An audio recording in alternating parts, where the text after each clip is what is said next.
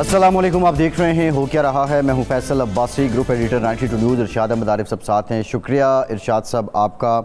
7 बरस कबल नरेंद्र मोदी और भारत की कानून साज असम्बली ने उनके आइन के आर्टिकल 370 और 35A को मनसूख किया, उसमें तरमीम की और मकबूजा रियासत जम्मू कश्मीर की जो आइनी कानूनी हैसियत है उसको बदल दिया।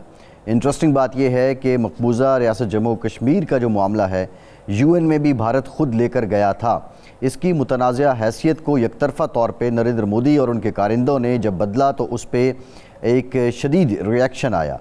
बुनियादी इंसानी हुकूक की खिलाफ वर्जी इसे करार दिया गया। बाज़ लोग इसको UN चार्टर की खिलाफ वर्जी के मिस्दाक भी गर्दानते हैं। आज इस कारनामे को 7 बरस हो गए हैं। आज भी मकबूजा वादी में, जम्मू में, कश्मीर में शदीद संगीन मज़ालिम भारतीय हुकूमत की जानिब से जारी हैं। कश्मीरी अवाम ने इस फ़ैसले को कबूल नहीं किया। उनकी आज़ादी की तहरीक आज भी जारी है। पाकिस्तान गुज़श्ता 7 दहाइयों से कश्मीरियों की सफारती, सियासी और अखलाकी हिमायत जारी रखे हुए है। आज दुनिया भर में कश्मीरी और कश्मीरियों के साथ इज़हार यकजहती करते हुए पाकिस्तानी यौम इस्तेहसाल मना रहे हैं। आज के प्रोग्राम में इस पर कुछ मुफस्सल गुफ्तगू करेंगे। दूसरी अहम डेवलपमेंट यह है कि अमरीका और ईरान के बीच आबनाए हुर्मुज़ से मुताल्लिक जो मुजव्वज़ा मुआहिदा है, अबूरी मुआहिदा है, उस पर दस्तखत होने का इम्कान है। प्रपोज़ल के तहत जो अमरीकी मीडिया रिपोर्ट कर रहा है, आबनाए हुर्मुज़ का जनूबी हिस्सा ओमान के कंट्रोल में होगा, जबकि शिमाल में ईरान की अजारादारी होगी। अमरीकी सदर डोनाल्ड ट्रंप ने कहा है कि ईरान के पास दस्तखत करने के लिए ये आखिरी मौका है। इस मुआहिदे की ख़बर आते ही और इससे मुतालिक बाज़गश्त होते ही इंटरनेशनल मार्केट में तेल की कीमतें क्रैश कर गई हैं। तवक्को यही है कि ये मुआहिदा हो और अमन खित्ते को और दुनिया को नसीब हो। पाकिस्तान तहरीक इंसाफ के चेयरमैन बैरिस्टर गौहर ने कहा है कि इस वक्त मुल्क को कौमी हुकूमत की ज़रूरत है। दूसरी जानिब पाकिस्तान पीपल्स पार्टी और मुस्लिम लीग नून की जो महाजराई है और आज़ाद कश्मीर के जो पहले 2 मराहिल के इंतखाबात हैं उसकी परछाइयाँ भी नज़र आ रही हैं और इस महाजराई में अब शिद्दत आती जा रही है। साथ ही साथ नए इंतज़ामी यूनिट या नए सूबों की बात भी हो रही है। आज 5 अगस्त है। बानी PTI की जो कैद है उसको 3 साल मुकम्मल हो गए हैं। इस ज़िम्न में जेल सुपरिटेंडेंट जो हैं अडयाला के, उनकी तरफ से रिपोर्ट जारी की गई है जिसमें कहा गया है कि जो बुनियादी तमाम ज़रूरियात हैं, सहूलियात हैं, वो बानी PTI को मुयस्सर हैं। उनको प्राइवेसी की सहूलत भी मौजूद है, उनके लिए एक्सरसाइज की सहूलत भी मौजूद है, उनके लिए जो आबो हवा है वो भी मुयस्सर है। ये एक मुफस्सल रिपोर्ट भी दी गई है। पाकिस्तान तहरीक इंसाफ की जानिब से आज इस पर एहतजाज की कॉल थी। वो एहतजाज कैसा रहा, तमाम मामलात पे हम बात करेंगे। इरशाद साहब, मोस्ट इम्पॉर्टेंट आज यौम इस्तेहसाल कश्मीर है। गुज़श्ता बरस मार्का हक़ में पाकिस्तान ने भारत को नाको चने चबवाए। बुनियादी तौर पे नाम नहाद जमहूरिया और सबसे बड़ी सेकुलर रियासत कहलाने वाली जो नाम नहाद सेकुलर रियासत भारत है, ये इस खिलाफ वर्जी को 7 बरस हो गए हैं और अड़दर्मी अभी भी कायम है। इसका मुस्तकबिल क्या है?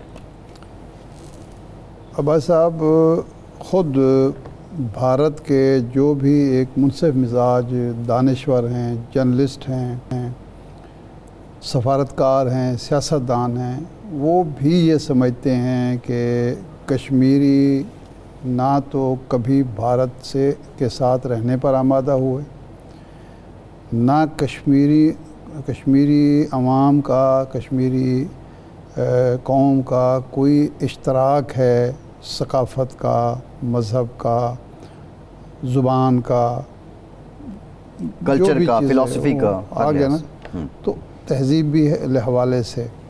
लेकिन चूँकि भारत को 2 चीज़ें हैं जिसकी वजह से वो कश्मीर का कब्ज़ा नहीं छोड़ना चाहता।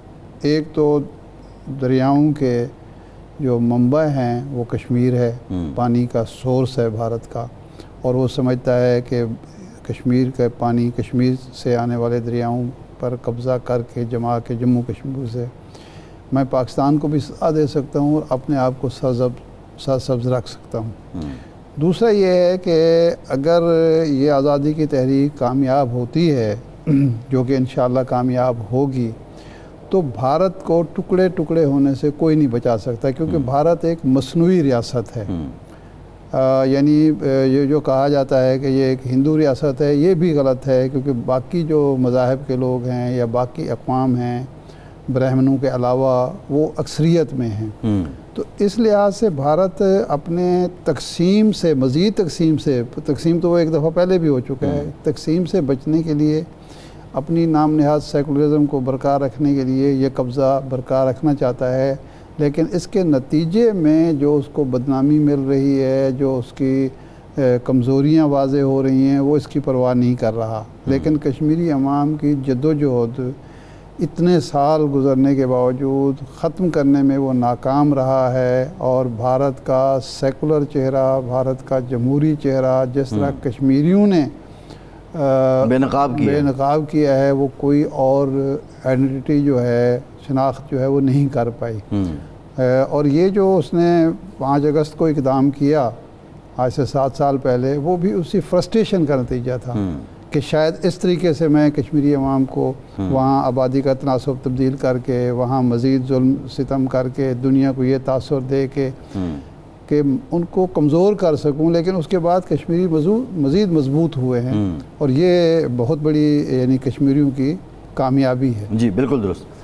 رانا تنویر حسین صاحب نے ہمیں جو ہے وفاقی وزیر برائے فوڈ سیکیورٹی ہیں اور انڈسٹریل پروڈکشن بھی ہیں۔ رانا صاحب بہت شکریہ آپ کے وقت کا۔ رانا صاحب، یوم استحصال کشمیر ہے، بھارت کو مارکہ حق میں بھی ہم نے شکست دی ہے، لیکن اس کے بعد ہم نے دیکھا کہ جو انڈس واٹر ٹریٹی ہے وہ بھی اس نے یک طرفہ طور پہ سسپینڈ کر رکھا ہے، مذاکرات کی میز پہ وہ نہیں آ سکا ہے یا نہیں آنا چاہتا ہے۔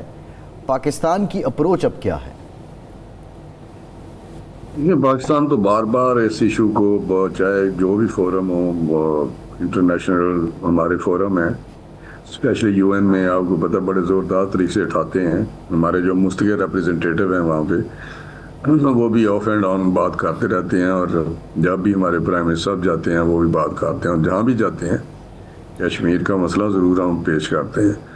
لیکن یہ بات اپنی جگہ حقیقت ہے کہ اب ہمارا ڈپلومیٹک لیول پہ بہت ایک وقار بلند ہوا ہے پاکستان کا۔ ایران، اسرائیل اور یو ایس کی جو وار ہے اس کے دوران جس طرح میڈیشن ہم نے کی ہے، اور جس کا منطقی انجام آپ نے دیکھا ہے کہ کافی چیزیں بہتر ہو رہی ہیں، وہ ہمیں اس کو کشمیر کو بھی گئے بگئے ان پاوروں کے ساتھ بات کرنی چاہیے جو پاورز ہیں، کہ بھئی آپ یہ مسئلہ جو ہے اس پہ بھی آپ ضرور بات کریں۔ اور یہ جو کشمیری بھی تو اسی طرح ہی ہیں جس طرح دوسرے لوگ ہیں جن کے اوپر جنگ مسلط ہوتی ہے، تو پھر ان کے لیے آواز تو بلند کی جاتی ہے، لیکن ہندوستان کا جو مسئلہ ہے اس پہ ڈٹھائی اس کی جو ہے وہ تو آپ کو سامنے ہے، لیکن کوئی ملک لگ تھلگ تو نہیں رہ سکتا۔ ضرور ہمیں موقع سے فائدہ اٹھانا چاہیے اور وہاں زوردار طریقے سے اس کو اٹھانا چاہیے۔ صحیح۔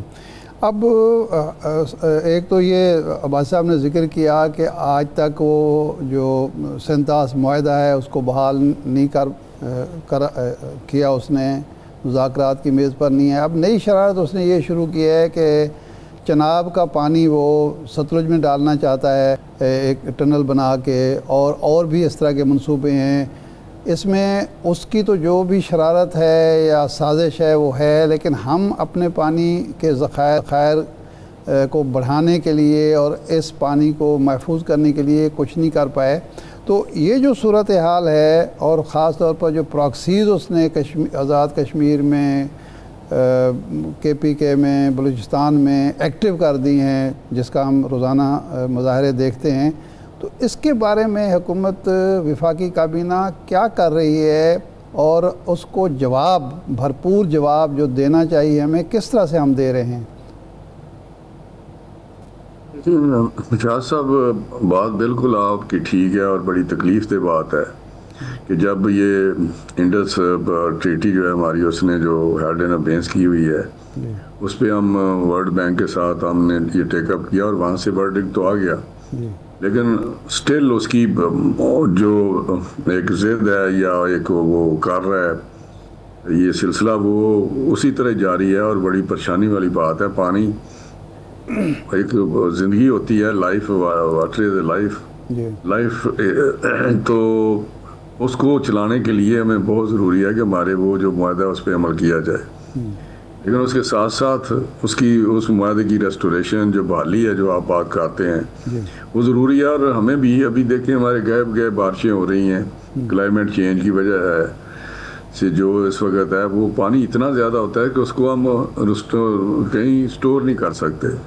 اس کے بھی ہمیں ضرور کوئی نہ کوئی لانگ ٹرم پالیسی لے کے آنی چاہیے تھی، اور ایک ویژن ہونا چاہیے کہ کس طرح پانی کو ہم جو سٹور کر لیں تاکہ یہ جاتا تو سمندر میں ہے سارا، تو وہ پانی بھی ہم آئندہ استعمال کر سکتے ہیں. جو میرا حال آپ نے بھی کوئی اپنی باتوں میں اس کا ذکر شاید تھوڑا سا کیا ہے، وہ بھی بالکل ہونا چاہیے. تو باقی جو اس کی پراکسی وار ہیں وہ تو اس وقت ہائٹ پہ ہیں. جب سے ہمارے مئی کا وہ کنفلکٹ ان کے ساتھ ہوا تھا اس کے بعد انہوں نے تیزی لائے ہیں. اس میں اس کا گٹھ جو اسرائیل کے ساتھ بھی ہے، اور اسرائیل بھی اس میں بھرپور اپنا حصہ ڈال رہا ہے، اور ہماری فوج پاکستان اس کے ساتھ نبرد آزما ہو رہی ہیں، اور انشاءاللہ اس پہ اوور کم کریں گے جس جذبے کے ساتھ ہمارے فورسز جو ہیں وہ آرم فورسز ہیں جو ساری وہ جس طرح آپریشن کر رہی ہیں بلوچستان میں یا KPK میں،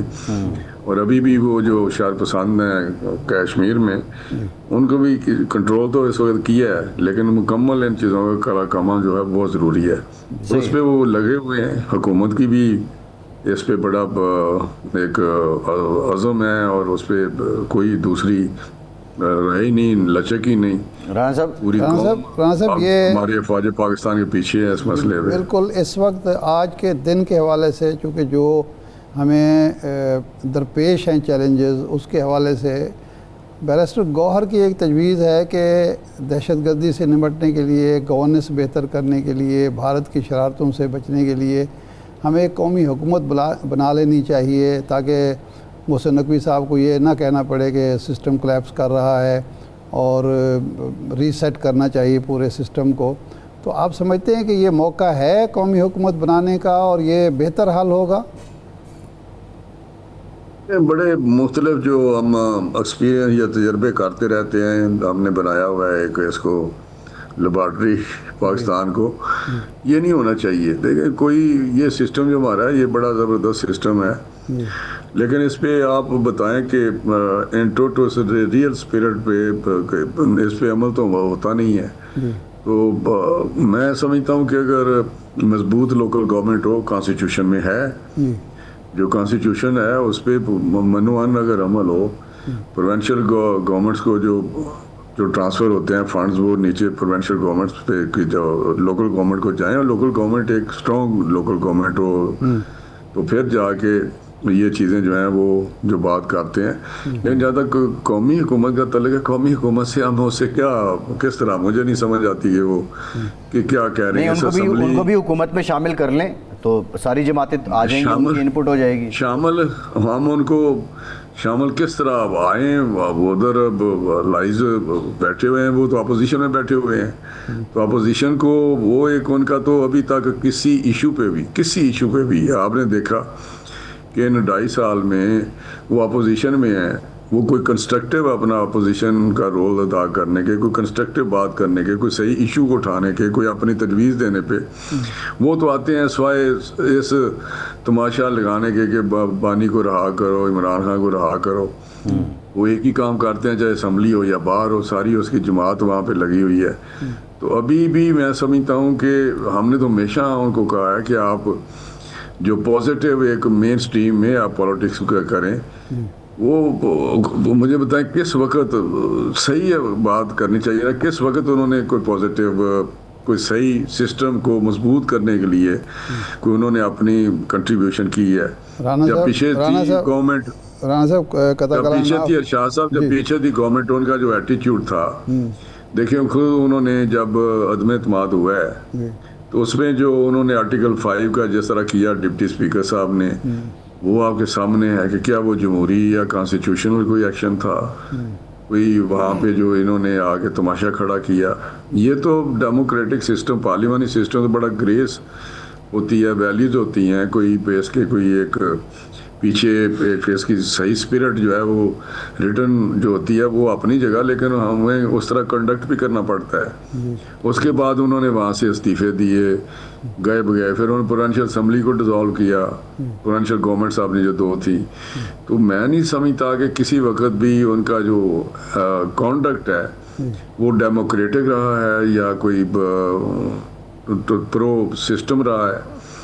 وہ تو نہیں دیکھیں, اس میں اس وقت تو رانا صاحب بلاول صاحب بھی کہتے ہیں فارم 47 کے وزیر اعظم ہیں آپ, پی ٹی آئی یہ بات پہلے سے کر رہی تھی, تو اگر یہ پی ٹی آئی بھی سٹیک ہولڈر ہو جاتی ہے گورنمنٹ میں تو آپ نہیں سمجھتے پولیٹیکلی آپ لوگوں کے لیے آسانی ہو جائے گی؟ ایک نیریٹو کی جو جنگ ہے جس میں بہت کوششوں کے باوجود ایک برتری نہیں مل رہی آپ کو. یہ باتیں ہوا میں تو نہیں ہوتی. اگر کوئی ان کے پاس اچھی تجویز ہے تو وہ آ کے بیٹھے, ہم تو کہتے ہیں ہمارے ساتھ بات چیت کریں.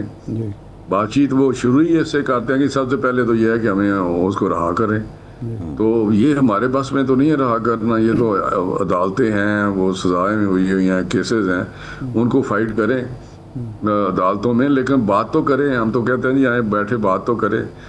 تو بلاول صاحب میں سمجھتا ہوں کہ جو کشمیر کا جو الیکشن ہوا ہے اس میں ان کو دیکھیں, وہ اگر کلیم کرتے ہیں کہ بہت بڑی پارٹی کے وہ سربراہ ہیں, بہت اس میں کوئی شک نہیں, پیپلز پارٹی ایک بڑی جماعت ہے, ان کو اس لیول پہ کی میچورٹی دکھانی چاہیے. اب ساری ان کی سپیچز سنیں تو عجیب و غریب سپیچز تھی.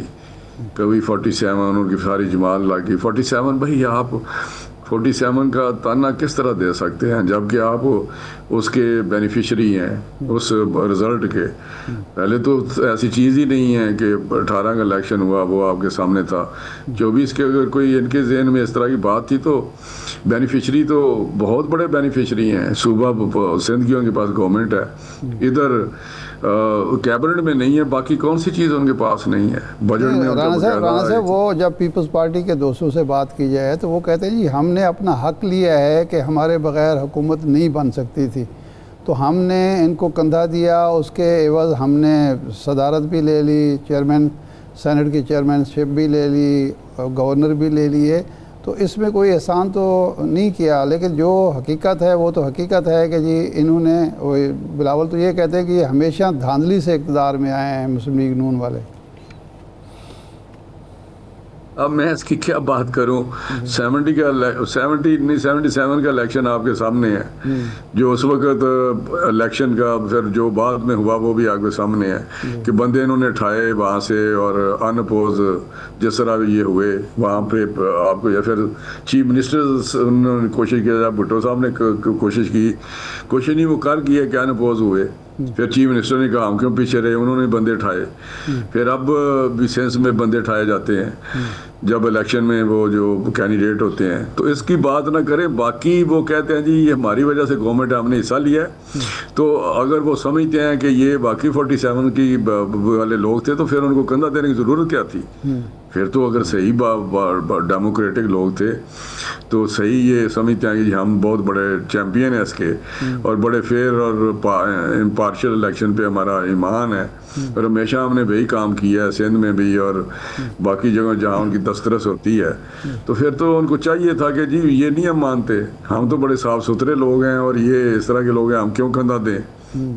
اب وزیر اعظم سے اتنا ہی نہیں ہے باسی صاحب, اتنا ہی گناہگار ہوتا ہے نا بندہ, اس گناہ میں شریک ہوتا ہے جتنا وہ خود اس کو فیسیلیٹیٹ کر رہا ہوتا ہے. تو یہ مجھے نہیں سمجھ آتی ہے میچورٹی نہیں تو کیا ہے. رانا صاحب یہ کہنا چاہتے ہیں کہ حکومت سازی کے گناہ میں پیپلز پارٹی بھی برابر کی شریک ہے؟ نہیں, میں کہتا ہوں اگر گناہ ہے اور وہ سمجھتا ہے یہ گناہ تھا تو پھر تو ان کو سب سے پہلے ان کو پکڑنا چاہیے کہ آپ کس چیز میں بیٹھے ہوئے ہیں. آج اگر ان کا چلے ضمیر جاگ گیا ہے تو چھوڑیں ساری چیزوں کو, آ جائیں میدان میں کہ یہ تو ہم سے قوم سے معافی مانگ لیں کہ یہ ہم نے بڑی غلطی کی تھی اور ہم یہ آ گئے ہیں باہر چھوڑ کے, میرے والد صاحب بھی آ گئے ہیں اور ہم سارے آ گئے ہیں باہر, اور یہ ہم بس بیٹھے ہوئے ہیں اپوزیشن میں. یہ نہ کریں. ابھی ایک مطالبہ پی ٹی آئی کی طرف سے آیا کہ وزیر اعظم اعتماد کا ووٹ لیں, تو کیا ان حالات میں جب ایک اتحادی جماعت بھی اپنے تحفظات کا اظہار کر رہی ہے, اپوزیشن کی جماعت مطالبہ کر رہی ہے, تو پرائم منسٹر اعتماد کا ووٹ لے رہے ہیں؟ پی ٹی آئی کو تو یہ بات نہیں کرنی چاہیے. دیکھیں جب ہماری پی ایم ایل این میں کوئی ایسی بات ہوگی, ہم میجورٹی ہے, ہماری اس وقت نیشنل اسمبلی میں. ہمیں کیا ضرورت ہے مطلب خام خواہ یہ ایک بات, یہ بڑے اگر سمجھدار ہیں کچھ تو سمجھداری کا مظاہرہ کریں. یہ بیرسٹر گورز نے کہا یا کس نے کہا, مجھے تو سمجھ نہیں آ رہی کہ بھائی کوئی کیا ادھر کوئی افراتفری ہے, کوئی چیز ایسی ہے, کوئی ہماری پارٹی کے اندر کوئی بات ہے جیسے وہ کہیں کہ جی یہ لوگ تو 40-50 اٹھ کے ادھر آ گئے ہیں, یا پیپلز پارٹی تو اپوزیشن میں آ گئی ہے اور وہ آپ کے پاس تو اب میجورٹی نہیں رہی, آپ ووٹ آف کانفیڈنس کر لیں. یہ رانا صاحب افراتفری تو ہے نا کہ وزیر آپس میں لڑ رہے ہیں, ایک دوسرے کو پبلکلی جواب دے رہے ہیں. محسن نقوی صاحب کچھ کہہ رہے ہیں, خواجہ آصف کچھ کہہ رہے ہیں, رانا ثناء اللہ کچھ کہہ رہے ہیں, اتحادی جو ہیں پیپلز پارٹی کچھ کہہ رہی ہے, مسلم لیگ نون کچھ کہہ رہی ہے. تو افراتفری تو ہے نا حکومت کی سطح پر. پارٹی میں کچھ نہیں, یہ تو دیکھیں نا پارٹی, محسن نقوی صاحب بڑے آدمی ہیں, ان کا تو پہلے اسمبلی میں ووٹ ہی نہیں ہے, وہ تو سینیٹر ہیں. نیشنل اسمبلی کی بات ہے تو وہاں ہماری پارٹی چاہے خواجہ صاحب ہوں یا رانا صاحب ہوں, ہم جتنے لوگ ہیں وہ تو ہم totally committed with the party, totally committed with the leadership, totally committed with the prime minister. مجھے تو کچھ سمجھ نہیں آتی کہ کس بیس پہ گور صاحب نے بات کر دی. ایک فیشن کے طور پہ ضرور یہ باتیں کر سکتے ہیں لوگ, فیشن نہیں ہوتا کہ جی ہاں یہ بھی ایک طریقہ نہیں, وہ تو دیکھیں اس کا ایک پہلو تو اور بھی ہے رانا صاحب, ایک پہلو تو اور بھی ہے کہ آپ ان پہ الزام لگاتے تھے کہ یہ لوگ جو جمہوری سسٹم ہے اس کو پسند نہیں کرتے, اس میں آنا نہیں چاہ رہے. وہ تو اس سسٹم کے تحت آ کے آپ کا ہاتھ بٹانے کی بھی ایک کوشش کر رہے ہیں. تو اگر اس میں قومی حکومت شہباز شریف صاحب وزیر اعظم ہیں, وہ بھی حکومت میں شامل ہو جاتے ہیں, تو یہ تو پھر ان کا یقین ہے نا سسٹم پہ. میں کہتا ہوں باسی صاحب اتنے وہ بڑے ماشاءاللہ ان کو خیر خواہی ہے سسٹم کی اور ہمارا ہاتھ بٹھانا چاہتے ہیں. بہت اچھی بات آپ نے کر دی ہے, یہ بہت بڑی خبر ہے کہ وہ تو مسلم لیگ نون کی ہاتھ بٹھانا چاہتے ہیں, جن کے وہ اے سی اتارنا چاہتے تھے, جن کو پکڑ کے جیلوں میں دیا, جن کے وہ کہتے تھے کہ میں ان کو وہاں پہنچاؤں گا جہاں سے کبھی واپس ہی نہ آئیں, ان کے بانی. اور آج اگر وہ ہمارا ہاتھ بٹانا چاہتے ہیں تو یہ مبارک ہو آپ کو یہ پتہ چلا. سی او ڈی ہوا, پیپلز پارٹی نون لیگ ایک ہو گئے, 90 کی دہائی بھی یاد ہمیں, تو پی ٹی آئی کے ساتھ کیوں نہیں ہو سکتا؟ نہیں میری بات سنیں, پی ٹی آئی کو ہم نے پہلے دن کہا ہے, پرائم منسٹر صاحب نے کہا ہے کہ ہم آپ کے ساتھ مذاکرات کرنے کو تیار ہیں, آئیے بیٹھیے. لیکن میں آج بھی کہتا ہوں آئیں مذاکرات کریں ہمارے ساتھ, بیٹھے ہمارے ساتھ, پھر وہاں پہ بات کریں جو بات کرنی ہے. کوئی بتائیں جی ہم آپ کا ہاتھ بٹانا چاہتے ہیں, آپ کو مضبوط کرنا چاہتے ہیں, ہم تو سسٹم کو چاہتے ہیں یہ چلتا رہے, ہم چاہتے ہیں یہ جو ان کی عملداری ہے اس پہ چلنا چاہیے. تو آگے بیٹھے تو صحیح نا. وہ تو بہت دور سے ہمیں وہ وہاں سے ایک شوشہ چھوڑ دیا تاکہ اخبارات کی زینت بنے, میڈیا پہ آئے کہ جی قومی حکومت ہے, وہاں پہ اعتماد کا ووٹ لیں. یہ تو انسرٹنٹی اور ڈیسٹیبلائز کرنا چاہتے ہیں چیزوں کو, اور زیادہ گندلا کرنا چاہتے ہیں, اور زیادہ دھندلا کرنا چاہتے ہیں. یہ لوگ تو ان کا تو موٹو ہی یہی ہے. کب انہوں نے ایسا کام کیا جو پاکستان کے لیے بہتر ہو؟ کون سا انہوں نے کام کیا جو ہمارے اداروں کے لیے بہتر ہو؟ رانا صاحب یہ فرمائیں کہ گلگت بلتستان میں بھی بلاول بھٹو صاحب نے اور ان کے ساتھیوں نے ایسی ہی تقریریں کی. اب خیر اس میں مرچ مسالہ زیادہ لگ گیا, آپ ان کی حکومت میں شامل ہو گئے. یہاں پھر آپ کو دھاندلی کی پیداوار حکومت اور فارم 47 اور یہ اور وہ سب کچھ کہنے کے باوجود آپ ایسا تو نہیں ہوگا کہ کل کو جب حکومت بنتی ہے تو آپ پھر ان کو حکومت میں شامل کر دیں جس طرح ان کی حکومت میں آپ گلگت بلتستان میں شامل ہو گئے؟ دیکھیں ہم تو ایک جمہوری لوگ ہیں اور ایک پارلیمانی سسٹم جو ہے اس پہ ہم بلیو کرتے ہیں اور اسی کے تحت ہم آگے چل رہے ہیں. یہ جو معاملات ہیں اس پہ بالکل بات چیت ہوتی رہتی ہے اور کچھ نوک جھوک بھی ہوتی ہے. لائز جہاں بھی لائز ہوتے ہیں وہاں پہ منشور علیحدہ ہوتے ہیں, پروگرام علیحدہ ہوتے ہیں, سوچ علیحدہ ہوتی ہے.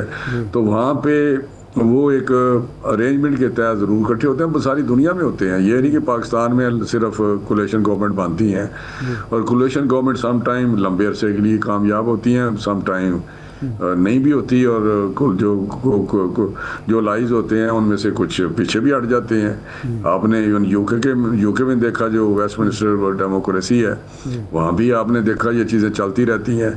वहाँ पे बड़े पुराने मुखालफ लेबर और कंजर्वेटिव वाले जो थे पार्टीज, वो एक दफ़ा कोलिशन में बैठे थे।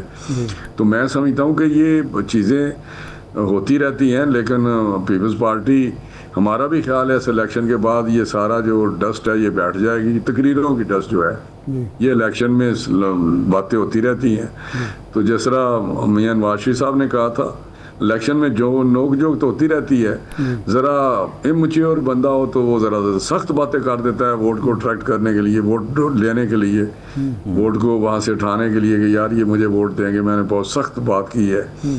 तो लोगों में इतना शऊर है कि वो समझते हैं कि पीपल्स पार्टी क्या बात कर रही है और वो हैं क्या। कल मुझे कोई कह रहा था कि जी ये चीज़ें जो हैं वो आपके साथ वो ठीक तो हो जाना है, तो ये चीज़ें याद तो रहती हैं मीडिया वालों को। मैंने कहा ये मीडिया का काम है कि वो उठाते रहें जी, आप तो ये तकरीरें करते थे, आप आज फिर उनके साथ घी शक्कर क्या होता है वो शेरो शक्कर हो गए, शेरो शक्कर हुए हैं आप। तो ये मेरा ख्याल है कि ये चीज़ें आप देख लेंगे, पहले भी आप दिखाते रहते हैं बहुत सारी चीज़ें हमारी पास की, ये आपने उस वक्त कहा था और अब ये आप कर रहे हैं।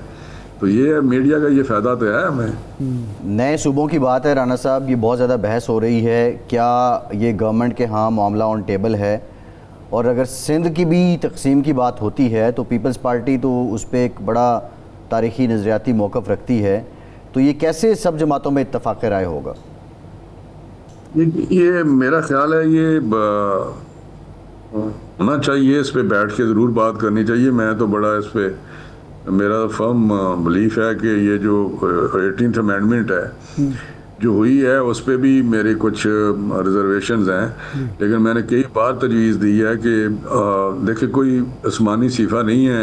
18th अमेंडमेंट हो गई, बिल्कुल डिवॉल्व होना चाहिए और सूबों को इख्तियारात मिलने भी चाहिए ज़्यादा से ज़्यादा, ज़िम्मेदारी भी लें। इख्तियारात के साथ साथ ज़िम्मेदारी बहुत ज़रूरी होती है, लेकिन पार्लिमानी कमेटी बनाएं पहले की तरह जब बनी थी, जब रज़ा रब्बानी उनके चेयरमैन थे इस कमेटी 18th अमेंडमेंट पे, तो वो कमेटी इसको रिव्यू करे, जहाँ जहाँ गैप्स हैं, जहाँ जहाँ वीकनेसेस हैं। क्या ख्याल है कि वहाँ पे कोई गैप्स नहीं है? क्या वीकनेस नहीं है उस अमेंडमेंट में? हम अमेंडमेंट नहीं करते रहते कि फ़लाँ चीज़ में आर्टिकल में अमेंडमेंट कर लेते हैं, लॉ में अमेंडमेंट कर देते हैं, इम्प्रूवमेंट करनी है या ये टाइम के मुताबिक ये अब उसकी रिक्वायरमेंट है। इस वक्त डिमांड्स ऐसी हैं कि उस लॉ को थोड़ा सा रिपील किया जाए या थोड़ा सा इम्प्रूव किया जाए। तो ये बात मैं समझता हूँ 18th अमेंडमेंट पे भी होनी चाहिए। और साथ ही साथ एडमिनिस्ट्रेशन जो है बिल्कुल अगर जितनी नीचे जाएगी, जिस तरह हम लोकल गवर्नमेंट की बात करते हैं, यही कहते हैं ना कि आज फ्लड आया हुआ है, अगर लोकल गवर्नमेंट स्ट्रांग हो तो मेरा हाल लोगों को काफ़ी रिलीफ मिल जाए। अब वो सिर्फ एडमिनिस्ट्रेशन होती है तो सिर्फ MNA MP तो इन चीज़ों को नीचे की सतह पे माइक्रो लेवल पे तो नहीं जा सकते। आज तक आप पंजाब में इलेक्शन नहीं करवा सके, पंजाब में हुकूमत होते हुए भी राना साहब, तो फिर ये तो मतलब क्या इसमें तो बहुत बड़ा तजाद है। ये तो एक आप दूसरे मानों में हुकूमती या सियासी पॉलिसी की नाकामी का एतराफ़ कर रहे हैं। नहीं, मैं समझता हूँ कि ये हर जगह पे हम तो बात करते हैं कि लोकल गवर्नमेंट के इलेक्शन होने चाहिए और एक बेहतर लोकल गवर्नमेंट का जो सिस्टम है उसके तहत होने चाहिए। अगर सिर्फ दूसरे सूबों की तरह आई वाश करना है तो वो भी मैं समझता हूँ कि ठीक नहीं है कि कोई ऐसा सिस्टम कर दें जो फिर सबॉर्डिनेट हो टू द ब्यूरोक्रेसी। तो वो भी मेरा ख्याल है वो लोकल गवर्नमेंट सिस्टम तो मैं नहीं उसको समझता कोई ऐसा लोकल गवर्नमेंट सिस्टम डिलीवर करेगा। अगर आप एक बिल्कुल स्ट्रॉन्ग लोकल गवर्नमेंट होगी जिनके डिस्पोजल पे उनके सोर्सेज भी होंगे, फंड्स भी होंगे और अख्तियारात भी होंगे। ठीक है कि इनिशियली कुछ प्रॉब्लम आते हैं लेकिन सिस्टम जब चलते हैं तो चीज़ें बेहतर होती जाती हैं।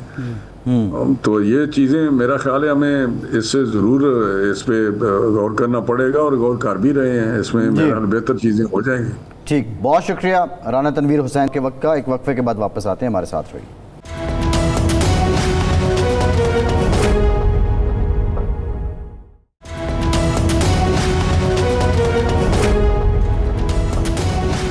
ब्रेक کے بعد ایک بار پھر سے آپ کا خیر مقدم کریں گے. ہمیں جوائن کیا ہے سابق وزیر اعظم آزاد ریاست جموں و کشمیر سردار عتیق احمد خان صاحب نے. سردار صاحب بہت شکریہ آپ کے وقت کا. آج یوم استحصال کشمیر ہے اور 7 برس بیت گئے جو بھارت کی طرف سے نریندر مودی کی طرف سے آرٹیکل 370 اور 35A منسوخ کیا گیا. آپ کیا سمجھتے ہیں کہ یہ جو یک طرفہ اقدام تھا دنیا میں سفارتی سیاسی حمایت بھی بھارت کو ملی ہے یا کشمیریوں کو مزید ان کی تحریک کو مزید جلا بخشی گئی ہے؟ جی بہت شکریہ. یہ آج کا دن جو ہے کہ 5 اگست 2019 کے حوالے سے ہے جو ریاست جموں و کشمیر کی تاریخ کا عباسی صاحب سیاہ ترین اور بدترین دن ہے اور ہندوستان کی آئینی جو جارحیت ہے کشمیر کے حوالے سے جموں کشمیر کے حوالے سے اس کے دامن پر ایک بڑا بدنما داغ ہے.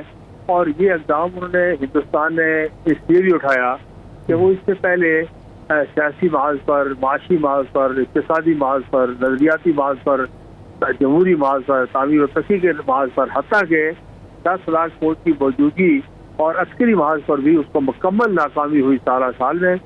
تو اس نے جب دیکھا تو پھر انہوں نے یہ آئینی تشدد اور جبر کا راستہ اختیار کیا جس سے علاقائی اور عالمی قوانین کی دھجیاں بکھیری اقوام متحدہ کی قرارداد کی خلاف ورزی کی. ان کے پیش نظر یہ تھا کہ جب کشمیریوں کو یہ میسج مل جائے گا کہ ان کو یونین ٹیریٹری کا حصہ بھی بنا دیا گیا, ان کی آبادی کا تناسب بھی بگاڑ دیا گیا, 40 لاکھ لوگ غیر کشمیری باہر چلا کے آباد کر دیے گئے اور مستقبل میں قریب یا بعید میں کبھی استصواب رائے ہوتا ہے, رائے شماری ہوتی ہے, اس میں بھی کشمیریوں کو کوئی امید ان کی باقی نہ رہے. تو ان کا خیال یہ تھا کہ اس کے مقاصد جو وہ حاصل کرنا چاہتے تھے, پہلا مقصد یہ تھا کہ تحریک کمزور پڑ جائے, کشمیری ہتھیار ڈال دیں, جذبہ آزادی سرد ہو جائے, آزادی کی محبت چھن جائے, پاکستان کے ساتھ رشتہ کمزور ہو جائے, ہندوستان کے ساتھ نفرت میں کوئی کمی آئے اور کشمیری جو ہے وہ شکست ذہنی طور پر قبول کر لیں. لیکن اگر آپ اس کا جائزہ لیں اس سارے عرصے میں تو ان سارے محاذوں پر ہندوستان کو مکمل طور پر ناکامی ہوئی. عالمی سطح پر آپ نے سفارتی حمایت کی بات کی, اس میں آگے بات کرتا ہوں. تو داخلی طور پر اگر آپ دیکھیں تو ہندوستان کو اس طرح شرمندگی اور ناکامی کا سامنا کرنا پڑا کہ یہ جو ڈاکٹر مانچو کی کاکروچ پارٹی والی تحریک ہے, بھوک ہڑتال ہے, وہ لداخ کے ہیں, ایک کشمیری ہیں, ان کی ہڑتال کے نتیجے میں آپ نے دیکھا کہ پھر ہندوستان کے وزیر تعلیم کو استعفیٰ دینا پڑا اور ہندوستان کی حکومت کو گھٹنے ٹیکنے پڑے. آپ ڈاکٹر فاروق عبداللہ سابق وزیر اعلیٰ ان کو دیکھتے ہیں جو ہندوستانی سیاست کے ساتھ دوسری تیسری پوسٹ میں موجود ہے. وہاں انہوں نے جنتر منتر میں دہلی میں جو ہے وہ احتجاج کیا اور کشمیریت کی اور ریاستی تشخص کی بحالی کی بات کی اور انہوں نے اس کے ایک رد عمل تھا جو اس کے خلاف دیا.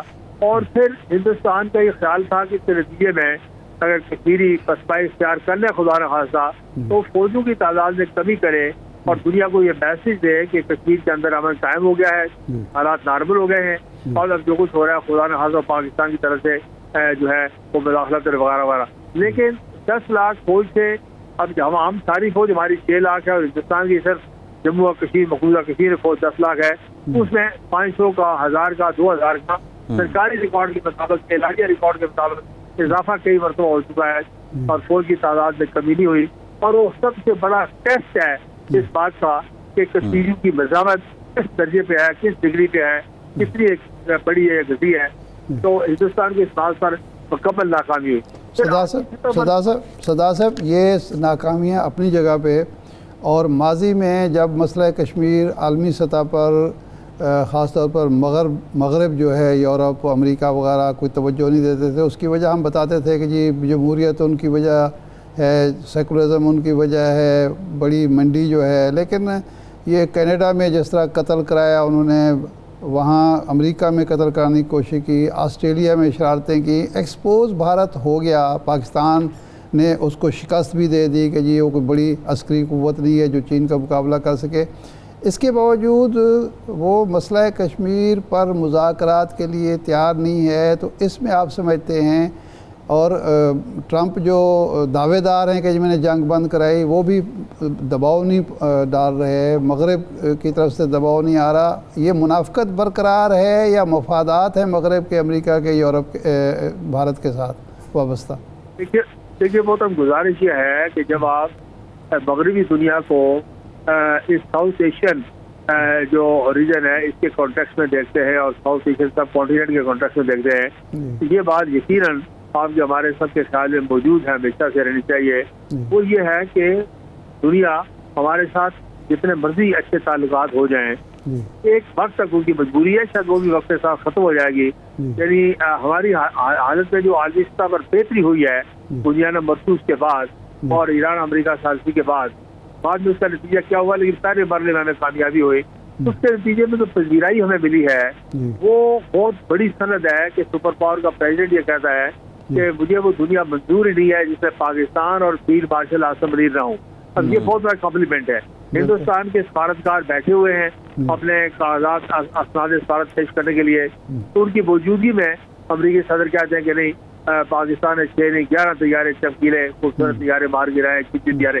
तो कहने का मतलब ये है कि वो एक पहलू ये है। दूसरा पहलू ये है कि इस खित्ते को मगरबी दुनिया चीन और चीन के साथ खौफजदगी और चीन का जो अरुणाचल प्रदेश के ऊपर उन्होंने उस सारे इलाके के ऊपर कब्जा कर लिया उसका, और आपने सफारतकारी का जिक्र किया था आलमी सफारतकारी का, तो आप देखिए कि उस अरसे के बाद से जितने वीजे चीन ने कश्मीरी तालिब इल्मों को जारी किए हैं वो सारे के सारे हिंदुस्तानी पासपोर्ट पर देने से उन्होंने इनकार कर दिया।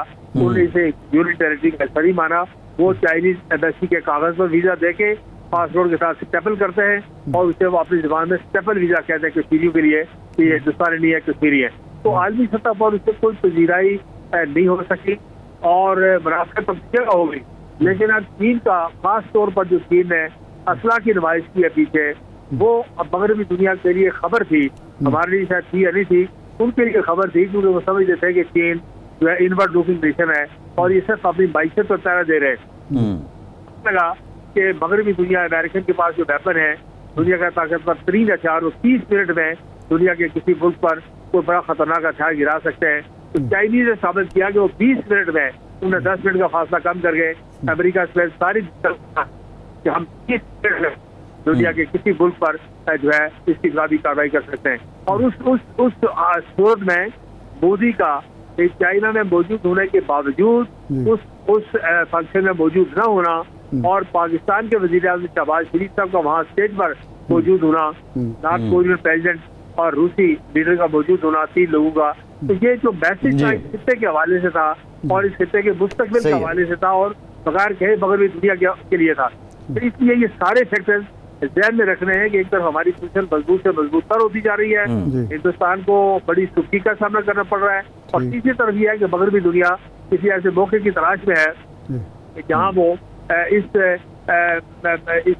मसले से निकल गए कि वो हिंदुस्तान को चीन के खिलाफ पालती रही और पता लगा कि वो पाकिस्तान के हाथों बुरी तरह पीट गया, चीन तो दूर की बात है। तो ये जो सूरत हाल है इससे वो क्या सही है। सरदार साहब आप ज़रा जी ये आज़ाद रियासत जम्मू कश्मीर के इंतखाबात पे आ जाते हैं। अब तक 2 मराहिल हो गए, क्या रीज़न है बिलखुसूस मुस्लिम कॉन्फ्रेंस और कोई भी रियासती जमात नंबर नहीं ला सकी, सीट नहीं ला सकी, इसकी क्या वजह है?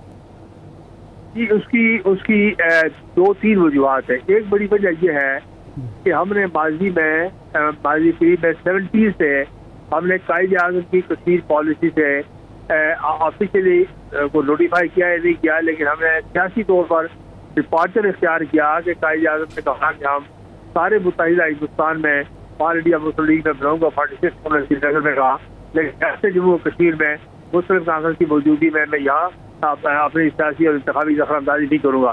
तो ये 70 के बाद फिर हमने जब डिपार्चर किया तो चलती गई बात लंबी बात तो चली जाते, लेकिन ये पिछले 15-16 साल में 2011 के बाद आप देखते हैं कि आहिस्ता आहिस्ता जो हमारा डिजाइन था हिंदुस्तान के साथ अपीजमेंट का और ट्रेड का और कारोबारी का और ताल्लुकात का और तिजारत का और फलां का पीपल कॉन्ट्रैक्ट का, तो सारी बात में रियासती सियासत को शायद मजबूत देखना कोई उस पॉलिसी के मुताबिक नहीं था, जिसके नतीजे में पिछले अरसे में आहिस्ता आहिस्ता उससे कमी आ गई। अब मुसलमान का आहिस्ता आहिस्ता बहाल हो रही है, लेकिन आप ठीक कहते हैं कि रियासती सियासत को मजबूत होना चाहिए और इस इलेक्शन में भी कुछ ज़्यादा बहुत अच्छी परफॉर्मेंस इस वक्त तक नहीं सामने आई, लेकिन बहरहाल हम अपनी स्ट्रगल में हम एक नतियाती सियासत के साथ वाबस्ता है। मुस्लिम अल्लाह का शुक्र है कि अपनी आइडियोलॉजिकल पोजीशन को कायम रखे हुए है, اپنی پاکستان کے ساتھ وابستگی ہے، تحریک آزادی ہے، نظریہ علاقہ پاکستان ہے، مجاہد اول کا دیا نعرہ کشمیر بنے گا پاکستان ہے. تو ان ساری باتوں پر مسلم کانفرنس اس عرصے میں پارلیمانی کمزوری کے باوجود خدا نہ خاصا کوئی کمپرومائز نہیں کیا. لیکن یہ بات یقیناً تو بہت حوصلہ افزا نہیں ہے. بعض پرو پاکستان قوتوں کے لیے حوصلہ شکن ہے کہ اس عرصے میں پیچھے 10 12 15 16 سال میں خاص طور پر اب یہ جو حالات ہیں آزاد کشمیر کے بعد حالات جن کا زیادہ تفصیل سے ذکر کرنا مناسب نہیں ہے، یہ حالات جو ہے ان 15 16 سالوں کی اسی کارکردگی کا نتیجہ ہے. اور اب چاہیے کہ یہ 2-3 جو بڑی جماعتیں وہ ذمہ داری قبول کریں جو 15 16 سال سے حکومت کر رہی ہیں، کہ اور کوئی ذمہ داری تو قبول کرے کہ کس کی ذمہ داری ہے کہ یہ سارا سلسلہ ہوا. تو اس لیے جو بات آپ نے کہی بڑی امپورٹنٹ ہے اور وقت کے ساتھ میرا یقین ہے کہ اس کی اصلاح خدا کے رہنے والے وقت سے ہو سکے. یہ سردار صاحب فرمائیے گا، ابھی ہم نے دیکھا کہ جو ایکشن کمیٹی ہے کالعدم ایکشن کمیٹی، اس نے جو آزاد کشمیر کے لیڈران ہیں اور مجاہدین ہیں سردار ابراہیم صاحب اور آپ کے والد محترم سردار عبدالقیوم صاحب، ان پر وہ تانہ زن ہوئی. تو کیا یہ سوچ بھی اسی دورانیے میں پروان چڑھی؟ اس کی ذمہ دار آپ کس کو ٹھہراتے ہیں؟ دیکھیے ایسا بالکل نہیں ہے، ایسا بالکل بھی نہیں ہے. یہ کالعدم جو کمیٹی ایکشن کمیٹی ہے تنظیم ہے، اس کی عمر 3 ساڑھے 3 سال ہے.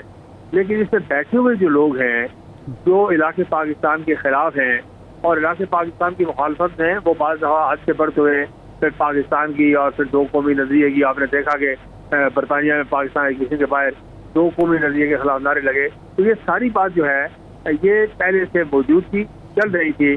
فرق یہ تھا کہ آزاد کشمیر میں مسلم کانفرنس مضبوط تھی، طاقتور تھی، پارلیمانی طور پر، سیاسی طور پر، عوامی طور پر. تو ان سارے فتنوں کا مقابلہ ہوتا رہا. وہ اسپیس جو ماضی میں پیدا ہوا اس کو پھر فل کیا گیا. ان قوتوں نے جو ماضی میں علاقے پاکستان کے خلاف چھوٹے چھوٹے گروپ کھڑے تھے ان سب کو اکٹھا کر دیا گیا. باہر اندر سے جیسا بھی ہوا، اب ایک کوئی بات رازداری کی نہیں ہے کہ جب ہندوستان کی وزارت خارجہ آ کے سرکاری طور پر آفیشلی بات کرے گی ان لوگوں کی حمایت میں، تو پھر بہتر تو فارغ والے بات کریں گے تو ساری بات بازی ہوتی ہے.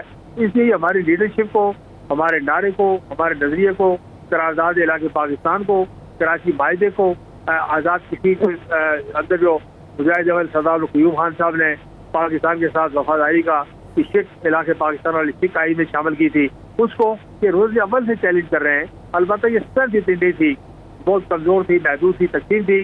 ان کو جو ان کے پالیسی ساز ہیں، سرپرست ہیں، معاون ہیں، انہوں نے ان کو اکٹھا کر کے تو ایک سیٹ 2-3 سالوں میں مہیا کر دی. ورنہ یہ جو گالیاں دیتے ہیں کہ آج سے 10 سال پڑھیں، 20 سال پڑھیں، 30 سال پڑھیں، اتحاد عارف صاحب اس نظام کے ساتھ بہت ابتدائی زبانی سے وابستہ ہے، وہ آپ کو بہتر رہنمائی کر سکتے ہیں کہ روز عمل سے آپ آرٹیکل پڑھیں، ان کی تقریریں سنیں.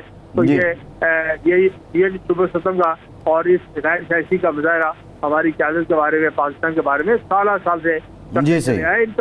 ان کا کیس ہی سارا اس کی بنیاد پر ہے، نئی بات نہیں ہے. جی ٹھیک، بہت شکریہ سردار عتیق صاحب. سابق آزاد کشمیر ہمارے ساتھ موجود تھے. ایک وقفے کے بعد واپس آتے ہیں.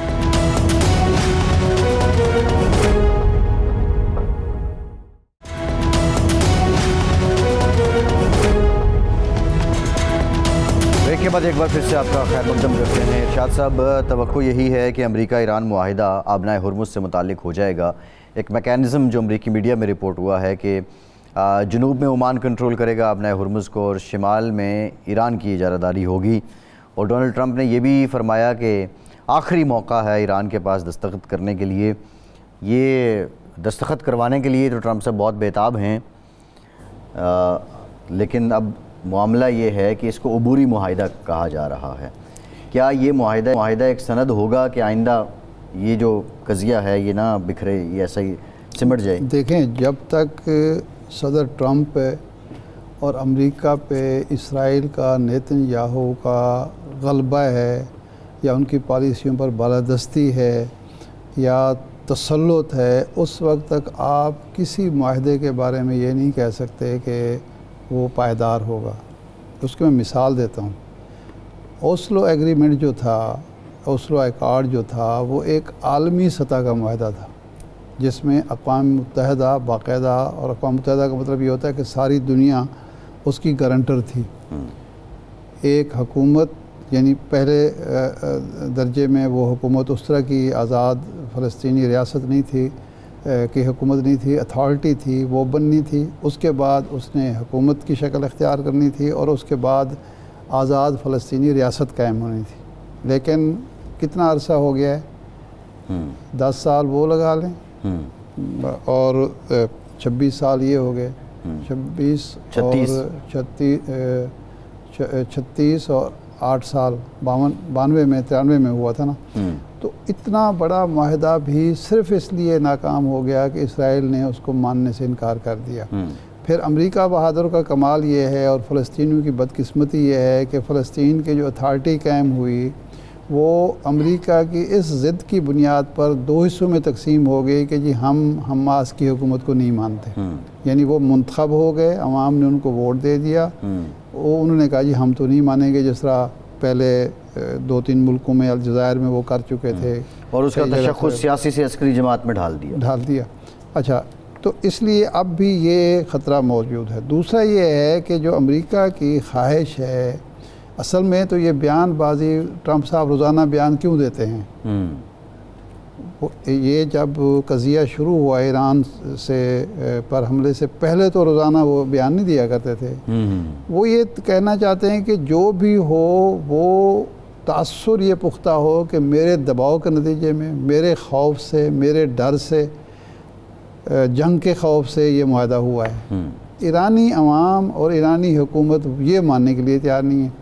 اب جب یہ اطلاعات آ رہی ہیں کہ جنگ سے پیچھے اگر امریکہ یا جنگ بندی کا وہ خواہش مند ہے تو اس کی وجہ یہ نہیں ہے کہ وہ امن پسند ہو گیا ہے، اس کی وجہ یہ ہے کہ اس کے ہتھیار کم ہو رہے ہیں، وہ جو اسٹریٹجک ریزرو ہوتے ہیں وہ کم ہو رہے ہیں۔ اور آج اس پر مہر تصدیق، پہلے تو یہ میڈیا کی خبریں تھیں جس کو وہ جھوٹا قرار دے رہے تھے کہ یہ CNN تو بولتا ہی جھوٹ ہے اور یہ جو نیو یارک ٹائم ہے وہ تو جھوٹ بولتا ہے، یہ تو کہتے ہیں فیک نیوز۔ آج زیلنسکی نے یہ کہا ہے کہ جو ہم پر تواتر سے حملے ہو رہے ہیں روس کے اور وہ کامیاب ہو رہے ہیں، کیف پر دوسری دفعہ یہ ایک ہفتے میں دوسری دفعہ حملہ ہوا ہے اور وہ کامیاب حملہ ہوا ہے، گودام تک اس نے تہس نہس کر دیے۔ اس کی وجہ یہ ہے کہ انٹرسیپٹر جو امریکہ کے تھے وہ ختم ہو گئے ہیں، امریکہ اب مزید دینے کی پوزیشن میں نہیں ہے، یہی یورپ کا حال ہے۔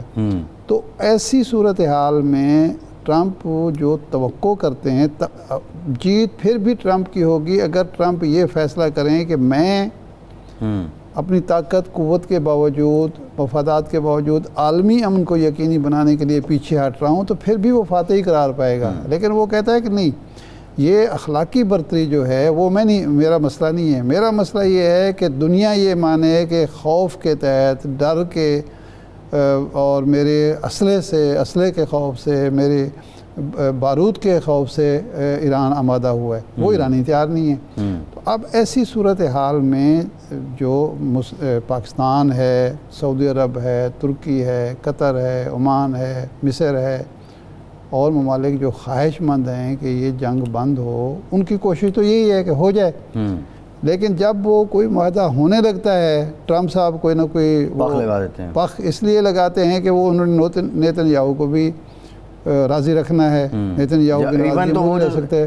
سول نیوکلیر معاہدہ سعودی عرب کے ساتھ تھا، اس میں ابراہم اکارڈ کی یعنی وہ کیا تھا، جب آپ کا معاہدہ ہونے لگا ہے، ہو گیا ہے، اس میں ایسی بات نہیں ہے تو آپ بیان دے کے۔ سعودیوں کا بھی کلیئر جواب تھا، ہم نے اگر ٹیکنالوجی لینی ہے تو کوریا سے لے لیں گے، لازمی ہے ہم نے آپ سے۔ بالکل ٹھیک ہے، شاہ صاحب پروگرام پہ ٹائم ہو گیا، بہت شکریہ آپ کا، آج کے پروگرام سے اتنا ہی اجازت دیجیے۔